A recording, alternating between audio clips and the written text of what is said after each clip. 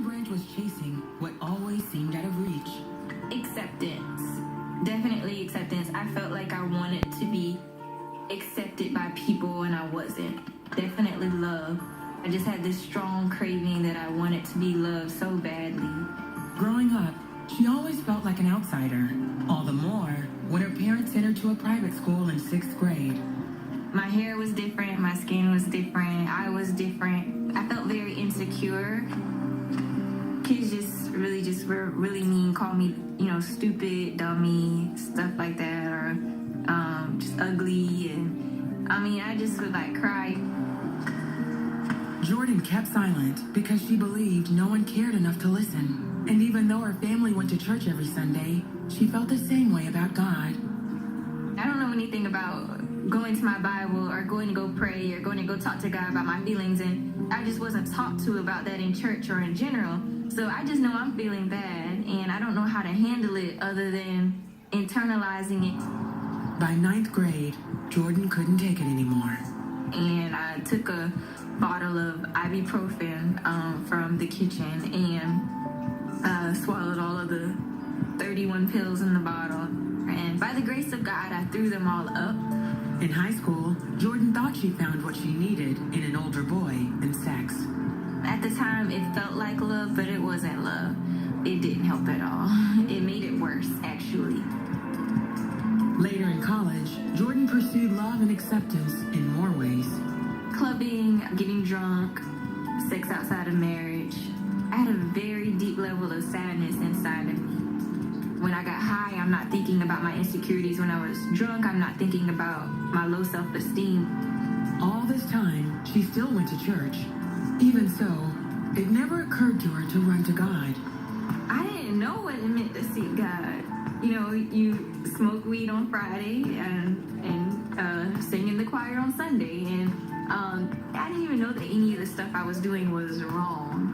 After college, Jordan attended a networking conference. She met a man there, agreed to have drinks later, and became the victim of date rape. Though she tried to press charges, she was told there wasn't enough evidence. I was depressed. I was just all the negative emotions that you can think of. I was feeling those things.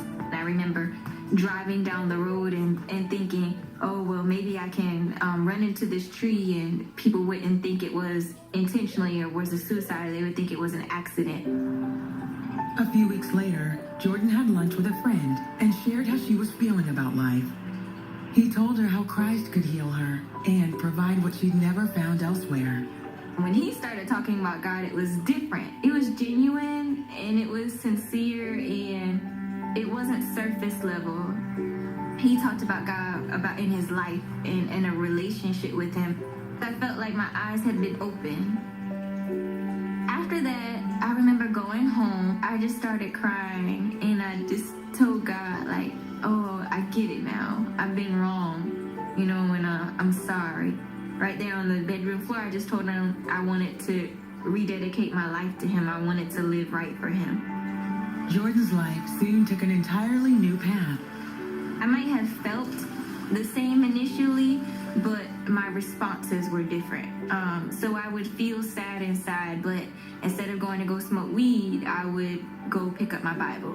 Or I might have felt depressed at one point in time, but instead of trying to go have sex outside of marriage, I would go pray and talk to the Lord about it. Now Jordan reaches out to help other young women through her book. And she's engaged to be married. She says she's found in Christ what she had spent so many years chasing. I just stayed faithful to him, to let him deal with those wounds and the sadness, and eventually he got rid of it. I've definitely been able to find acceptance and love in him, definitely. This is what love really is. This is what satisfaction really is.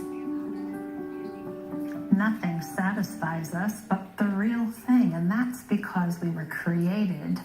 We were created by God himself to live in relationship with him. Jesus said he came to set the captive free. What are we captive to? Well, we're captive to all of the temptations of the world. We're captive to all of the pain in the world. We're captive to our own foolish choices until we understand that there's a better way. You know, we often sing a song, "Open the eyes of my heart, Lord." Well, that's what happened to Jordan when that friend spoke to her. The eyes of her heart were opened, and she found that Jesus had been there all along, had been waiting for her, loving her, wanting to heal her, wanting to touch and fill her life. And it happened once she came to the end of herself. You see, that's what the surrender we talk about is all about. It's recognizing I can't do this on my own. I'm not supposed to. I wasn't meant to do that. And then saying, God, I am sorry, just like she did, just like Jordan said, I am sorry. I want a relationship with you. Will you come into my heart, come into my life? You know, you've heard 2 stories on the program today like this.